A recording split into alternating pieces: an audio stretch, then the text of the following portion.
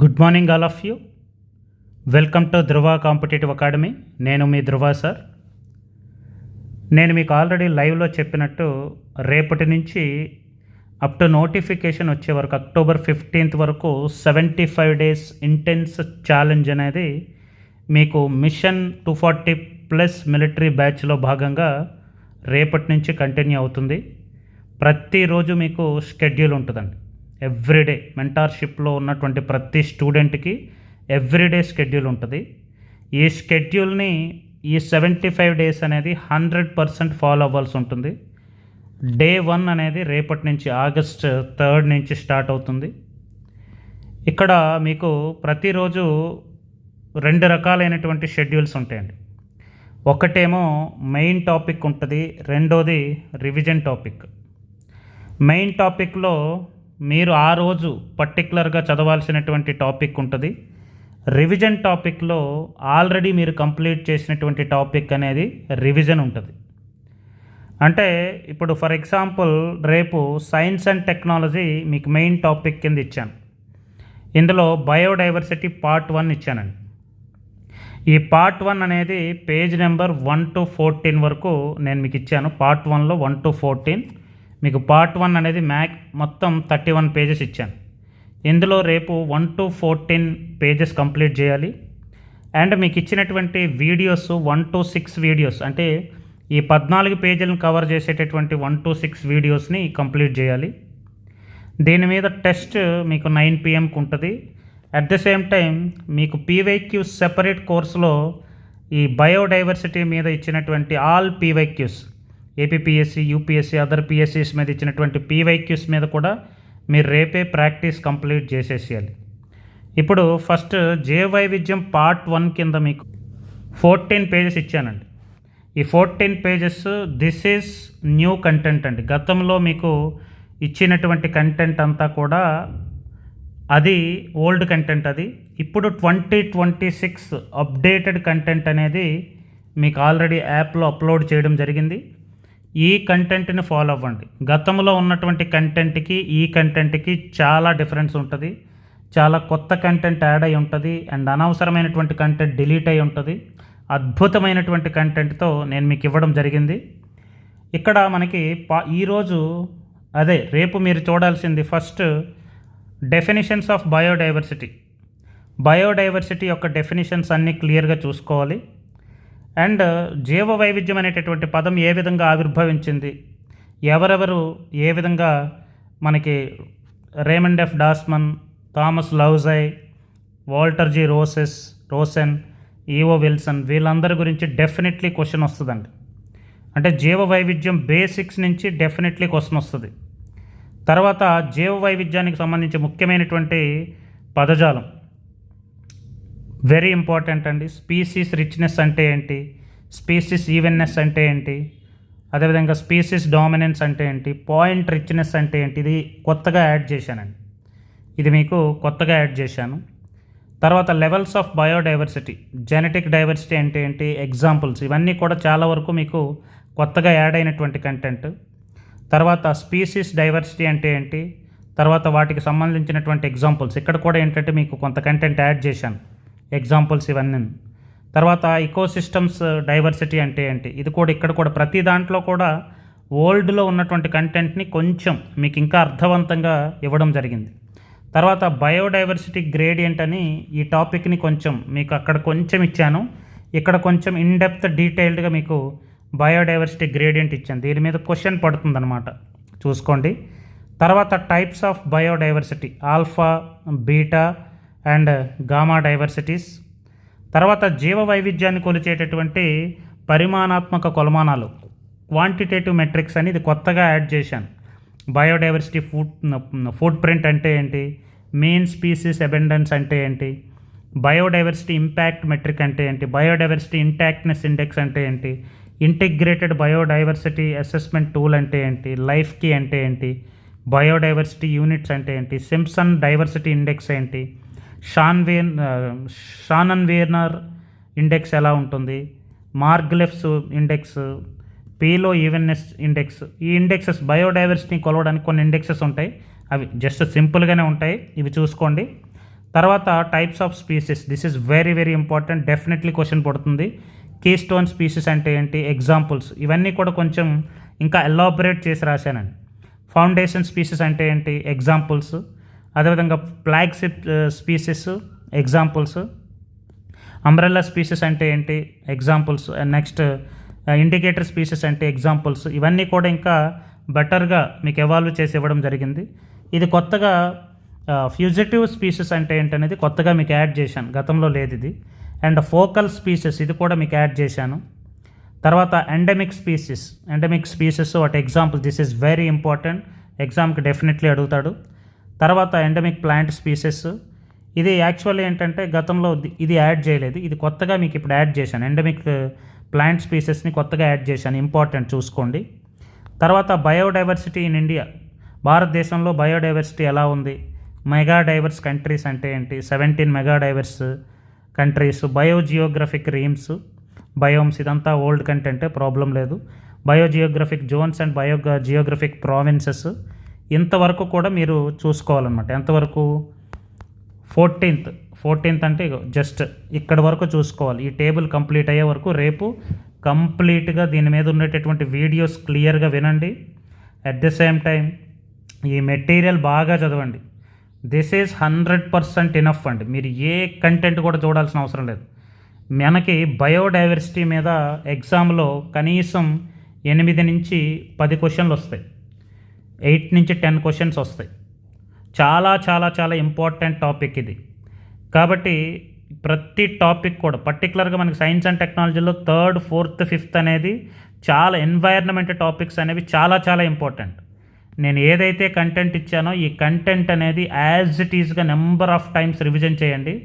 మీకు ఎలాంటి క్వశ్చన్ ఇచ్చినా సరే, ఐదర్ యూపీఎస్సీ క్వశ్చన్ అయినా, ఏపీపీఎస్సీ అయినా, అదర్ పిఎస్సీస్లో అయినా, ఎక్కడ ఎలాంటి క్వశ్చన్ ఇవ్వనివ్వండి, మీరు ఈజీగా సాల్వ్ చేయగలరు. కాబట్టి రేపు ఈ వీడియోస్ అండ్ ఈ మెటీరియల్ని 100% కంప్లీట్ చేయండి. తర్వాత దీని మీద మీకు టెస్ట్ ఆల్రెడీ మీరు రాశారు, దీని మీద టెస్ట్. ఇప్పుడు కొత్త కంటెంట్ అంతా చాలా వరకు యాడ్ అయింది కాబట్టి కొత్త కంటెంట్తో కొత్త టెస్ట్ కూడా నేను యాడ్ చేస్తాను. తర్వాత పీవైక్యూస్ కూడా మనకి యాప్లో ఉన్నటువంటి పీవైక్యూస్ని సెపరేట్గా కోర్స్ ఉంది కదా, అందులో బయోడైవర్సిటీ ఆల్రెడీ మీకు ఒక 160 క్వశ్చన్స్ మీకు ఆల్రెడీ పీవైక్యూస్ వేశాను. అందులో ఈ టాపిక్ రిలేటెడ్ క్వశ్చన్స్ అన్నీ ఒకసారి ప్రాక్టీస్ చేయండి, ఎందుకంటే అన్లిమిటెడ్ అటెంప్ట్స్ ఇచ్చాను కాబట్టి అవి ప్రాక్టీస్ చేయండి, వెరీ వెరీ ఇంపార్టెంట్. ఇంకా ఎవరైతే పీవైక్యూస్ తీసుకోలేదో వాళ్ళు తప్పనిసరిగా పీవైక్యూస్ని సెపరేట్ కోర్స్గా పర్చేజ్ చేసుకోండి, that is very very important. తర్వాత సెకండ్ స్కెడ్యూల్లో రివిజన్ స్కెడ్యూల్ ఇచ్చాను. రివిజన్ స్కెడ్యూల్లో మనకి శాతవాహనుల యొక్క చారిత్రక ఆధారాల గురించి ఇచ్చాను. అందరి దగ్గర మెంటార్షిప్లో ఉన్నటువంటి ప్రతి ఒక్కరి దగ్గర కూడా మన ఏపీ హిస్టరీ ధృవ పబ్లికేషన్స్ ఏపీ హిస్టరీ బుక్ ఉంది కాబట్టి ఈ బుక్లో నేను ఏదైతే పేజెస్ మెన్షన్ చేశానో వాటిని బాగా రివిజన్ చేయండి. ఆల్రెడీ మీరు 2-3 టైమ్స్ రివిజన్ చేశారు కాబట్టి ఇప్పుడు ఏంటంటే ఇంకా 100% ఎలాంటి క్వశ్చన్ ఇచ్చినా సరే గుర్తుండిపో. రేపు మీకు శాతవాహనుల యొక్క చారిత్రక ఆధారాలు, ఇక్కడ చిన్న చేంజెస్ చేసుకోండి. జస్ట్ ఇక్కడ మీకు నాసిక్ శాసనం ఒకటి వృషభదత్తుడు రాశాను కదా, రెండో నాసిక్ శాసనం కూడా ఇది బై ప్రింటింగ్ మిస్టేక్ వృషభదత్తుడు పడిపోయింది. ఇక్కడ నాసిక్ శాసనం గౌతమి బాలశ్రీ రాసుకోండి. గౌతమి బాలశ్రీ బుక్లో ఇదొక్కటి చేంజ్ చేసుకోండి, గౌతమి బాలశ్రీ అని చేంజ్ చేసుకోండి. మీకు శాతవాహనుల యొక్క చారిత్రక ఆధారాలు, ఈ శాతవాహనుల యొక్క గొప్పతనం, ఈ చారిత్రక ఆధారాలు పర్టికులర్గా ఈ శాసనాధారాలు, అదేవిధంగా సాహిత్యక ఆధారాలు, నెక్స్ట్ శాతవాహనుల కాలం నాటి నాణేలు, అదేవిధంగా శాతవాహనుల యొక్క జన్మస్థలం గురించి ఉన్నటువంటి సిద్ధాంతాలు, అదేవిధంగా శాతవాహనుల జాతి గురించి చెప్పినటువంటి వివిధ చరిత్రకారుల యొక్క ఆధారాలు, అండ్ శాతవాహనుల యొక్క వంశనామము, శాతవాహనుల యొక్క తొలి అధికార పీఠము, శాతవాహనుల యొక్క రాజధాని, శాతవాహనుల వర్ణము అండ్ శాతవాహనుల యొక్క పాలనా కాలం. ఇక్కడి వరకు అంటే మీకు ఎప్పుడు 33వ పేజీ 33వ పేజీ వరకు మీరు కంప్లీట్ చేయండి. 33వ పేజీ తర్వాత ఇది కూడా శాతవాహన యొక్క పాలనా కాలం, ఇది నెక్స్ట్ టాపిక్లో చదువుకుందరులేండి. 33వ పేజీ వరకు మీకు రేపు రివిజన్ సెషన్ అనమాట. ఈవినింగ్ 6 PM మీకు రివిజన్ ఉంటుంది. ఈవినింగ్ 6 PM 6 గంటలకి మీకు టెలిగ్రామ్లో లైవ్ సెషన్ ఉంటుంది. ఇది ఈ టాపిక్ మీరు ఎలా చదవాలంటే ఆల్రెడీ చదివిందే కాబట్టి ఎలాంటి క్వశ్చన్ ఇచ్చినా సరే మీకు లైవ్లో క్వశ్చన్స్ అనేవి చాలా క్లియర్గా అడుగుతాను. ఎలాంటి క్వశ్చన్ ఇచ్చినా సరే మీరు ఇమ్మీడియట్గా ఆన్సర్ చేసినట్టు ఉండాలి, అంత గట్టిగా రివిజన్ చేసినట్టు ఉండాలి. ప్రతిరోజు ఈ రివిజన్ సెషన్ అనేది లైవ్ అనేది మీకు ఉంటుందండి. ఈ లైవ్ సెషన్లో తప్పనిసరిగా మీరు పాల్గొవాలి. మీకు నేను టార్గెట్ ఏం చెప్పాను, 240+ టార్గెట్ అని చెప్పాను. అంటే 4x60 అంటే యావరేజ్గా 4 సబ్జెక్టుల్లో 240 మార్కులు తెచ్చుకోవాలి. లాస్ట్ టైము మన మెంటార్షిప్ స్టూడెంట్స్ హైయెస్ట్ 237.33, 237.33 ఇద్దరికి సేమ్ మార్క్స్ వచ్చినాయి మన మెంటార్షిప్లో స్టూడెంట్స్కి. ఈసారి మీకు 240+ అనేది మీకు రావాలి ఎట్టి పరిస్థితుల్లో. ఈ 240+ మార్క్స్ అనేది రావాలంటే ఈ లెవెల్ ఆఫ్ ప్రిపరేషన్ అనేది మీకు చాలా అవసరం. కాబట్టి చాలా ఈ ఏపీ హిస్టరీ బుక్ ఏదైతే ఉందో మీరు ఎన్నిసార్లు వీలైతే అన్నిసార్లు చదవండి. నేను very important previous year questions అన్నీ కూడా మీకు హైలైట్ చేసి ఇవ్వడం జరిగింది, బోల్డ్ చేసి ఇవ్వడం జరిగింది. ఈ బోల్డ్ వాటి మీద ఎక్కువ దృష్టి పెట్టండి. మీకు ఆల్రెడీ 80:20 ఫార్ములా చెప్పాను. 80:20 ఫార్ములా అంటే 20% ఆఫ్ ద టాపిక్స్ నుంచి మనం 80% ఆఫ్ ద స్కోర్ చేయాలి. ఆ 20% ఇవేనండి. నేను ఎక్కడైతే మీకు హైలైట్ చేశానో అవే 20% మోస్ట్ ఇంపార్టెంట్ అనమాట. వాటి మీద బాగా కాన్సన్ట్రేట్ చేయండి.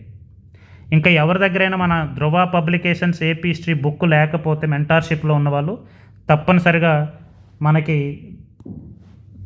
బుక్ షాప్స్లో అడగండి. ఒకవేళ అక్కడ స్టాక్ అయిపోతే ధృవ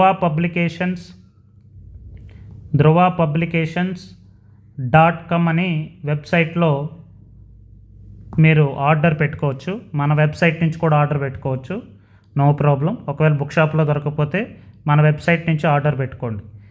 ఇంకా మెంటార్షిప్లో కాకుండా ఇంకా ఎవరైనా సరే ఈ ఇంటెన్సివ్ మెంటార్షిప్ ఎట్టి పరిస్థితుల్లో మంచి జాబ్ తెచ్చుకునే విధంగా సీరియస్గా ప్రిపేర్ అయ్యేటటువంటి అభ్యర్థులు, పర్టికులర్గా మెయిన్స్ మీద హయ్యెస్ట్ కాన్సన్ట్రేషన్ చేసి లాస్ట్ టైం 180, 190 దగ్గర 1:2 దగ్గర ఆగిపోయి ఈసారి ఎట్టి పరిస్థితుల్లో అయినా సరే ఉద్యోగం కావాలి, ధృవ సార్ మెంటార్షిప్లో 100% నేను ఉద్యోగం సాధించాలనుకునే వాళ్ళు తప్పనిసరిగా మన ధృవ కాంపిటేటివ్ అకాడమీ యాప్ ప్లేస్టోర్ నుంచి డౌన్లోడ్ చేయండి. మీరు జాయిన్ అయ్యే ముందు ఒకసారి నాకు కాంటాక్ట్ అయ్యి ఒకసారి మీ వివరాలు చెప్పండి. అప్పుడు ఏంటంటే మీరు జాయిన్ అవ్వచ్చు అనమాట.